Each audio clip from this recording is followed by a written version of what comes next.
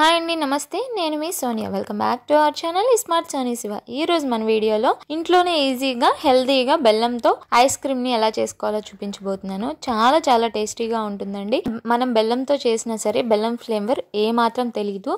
Simple గా ఇంట్లో హెల్తీగా చేసుకొని హ్యాపీగా ఎంజాయ్ చేసేయచ్చు. అలాగే ఎలాంటి ఫ్రెష్ క్రీము లేకుండా, అలాగే మిల్క్ పౌడర్ కూడా లేకుండా చాలా సాఫ్ట్ గా ఇంట్లో ఈజీగా హెల్తీ అయిన ఐస్ క్రీమ్ ని ఎలా చేసుకోవాలో చూసేద్దాం. వీడియోని స్కిప్ చేయకుండా లాస్ట్ వరకు చూసేయండి.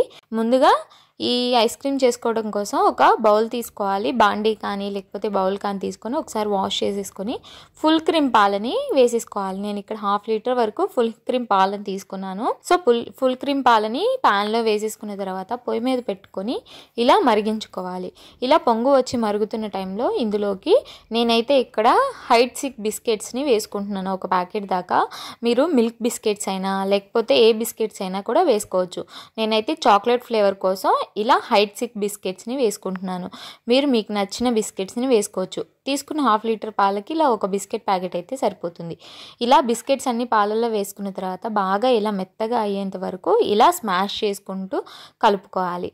ఇలా మొత్తం బిస్కెట్లు అన్నీ పాలల్లో కలిసిపోయిన తర్వాత ఇందులోకి 2 నుంచి 3 టేబుల్ స్పూన్ల దాకా బెల్లాన్ని ఇలా చిన్నగా తురుముకొని బెల్లం తురుముని వేసుకోవాలి.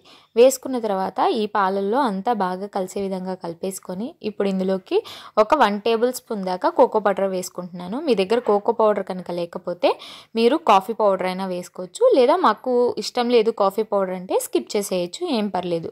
కోకో పౌడర్ వేస్తే చాక్లెట్ ఫ్లేవర్తో బాగుంటుంది. ఇలా కోకో పౌడర్ కూడా వేసిన తర్వాత బాగా అంతా కలిసే విధంగా కలిపేసుకొని ఒక 2 నిమిషాలు ఉడికించుకున్న తర్వాత స్టవ్ ఆఫ్ చేసుకొని పక్కకు దించేసుకోవాలి. ఇలా పక్కకు దించేసుకున్న తర్వాత కొంచెం ఈ బిస్కెట్ మిశ్రమాన్ని బాగా చల్లారిపోనివ్వాలి.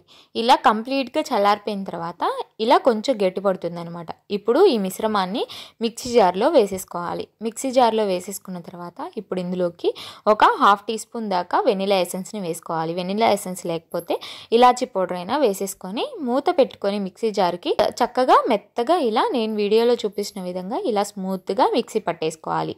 మనం పాలు కానీ ఏమీ కూడా యాడ్ చేయని అవసరం లేదు. మిక్సీ పట్టుకుంటే ఇలా స్మూత్గా వచ్చేస్తుంది.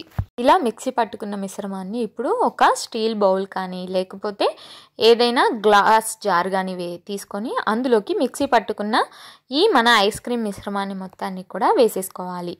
మూత ఉన్న దాంట్లో వేసుకోవాలన్నమాట. ఇలా మొత్తాన్ని కూడా ట్రాన్స్ఫర్ చేసుకున్న తర్వాత ఇప్పుడు ఈ బాక్స్కి మూత పెట్టేసుకొని డీప్ ఫ్రిడ్జ్లో ఒక 3 to 4 అవర్స్ పాటు ఫ్రీజ్ చేసుకోవాలి. నేనైతే 3 అవర్స్ పాటు ఫ్రీజ్ చేశాను. 3 అవర్స్ తర్వాత చూపిస్తున్నాను చూడండి. చాలా గట్టిగా అయిపోయింది కదా మనకి ఐస్ లాగా. సో ఇప్పుడు దీన్ని మళ్ళీ మనం మిక్సీ జార్లో వేసుకోవాలి. సో అందుకోసం ఇలా చక్కగా కట్ చేసేసుకోవాలి. ఎందుకంటే కొంచెం గట్టిగా ఉంటుంది కదా. సో అందుకని పీసెస్ లాగా ఇలా నేను వీడియో క్లిప్లో చూపించిన విధంగా చక్కగా ఇలా కట్ చేసేసుకున్న తర్వాత దీన్ని ఇలా తీసేసుకోవాలి. నేను వీడియో క్లిప్లో ఎలా అయితే చూపిస్తున్నానో అలా చక్కగా ఒక గంటెతో కానీ లేదా స్పూన్తో కానీ లేకపోతే చాక్తో కానీ తీసేసుకొని ఈ ఐస్ని అంతటినీ కూడా మిక్సీ జార్లో వేసేసుకోవాలి. ఇలా మిక్సీ జార్లో వేసేసుకున్న తర్వాత ఇప్పుడు ఇందులోకి మనం ఇక్కడ ఎలాంటి ఫ్రెష్ క్రీమ్ వాడట్లేదు కదా. పల్లెటూరులో ఉండే వాళ్ళకి దొరకదు కదా ఫ్రెష్ క్రీమ్. మనకి సిటీల్లో ఉండే వాళ్ళకైతే బాగా దొరుకుతుంది. సో అలాంటప్పుడు ఇలా ఇంట్లో పాల మీద మీగడ ఉంటుంది కదా, 2-3 రోజులది తీసుకొని ఫ్రిడ్జ్లో పెట్టుకోవాలి. 2 రోజులు లేదా 3 రోజులు, అంతకుమించి ఎక్కువ పాల మీగడిని వేస్తే పుల్లదనం వచ్చేస్తుంది. సో ఒక అరకప్పు దాకా ఫ్రెష్ క్రీమ్ని వేసుకోవాలి. సో ఫ్రెష్ క్రీమ్ కంపల్సరీ వేసుకోండి. వేసుకుంటేనే మనకి స్మూత్ టెక్స్చర్ అనేది వస్తుంది ఐస్ క్రీమ్. సో ఇప్పుడు మూత పెట్టేసుకొని మెత్తగా ఒక 5 నిమిషాల పాటు మధ్యలో ఆపుతూ ఇలా క్రీమీ టెక్స్చర్ వచ్చేంత వరకు బ్లెండ్ చేసుకోవాలి. ఇలా చక్కగా బ్లెండ్ చేసుకున్న తర్వాత ఇప్పుడు ఒక స్టీల్ బౌల్లో కానీ లేదా గ్లాస్ బౌల్లో కానీ ఈ ఐస్ క్రీమ్ని ట్రాన్స్ఫర్ చేసేసుకోవాలి. పాల మీద మేగడ వేసుకొని ఇలా మిక్సీ పట్టుకోవడం వల్ల చూస్తున్నారు కదా మనకి బబుల్స్ అనేవి ఫామ్ అయినాయి. అలాగే స్మూత్గా వస్తుంది. ఐస్ క్రీమ్ కూడా చాలా సాఫ్ట్గా ఉంటుంది. ఇప్పుడు ఇలా బౌల్లోకి వేసుకున్న తర్వాత పైనుంచి ఒక కవర్తో కానీ లేదా ఇలా సిల్వర్ ర్యాప్తో కానీ కవర్ చేసి మూత పెట్టేసుకొని ఒక 6 నుంచి 8 గంటల పాటు ఫ్రీజ్ చేసుకోవాలి.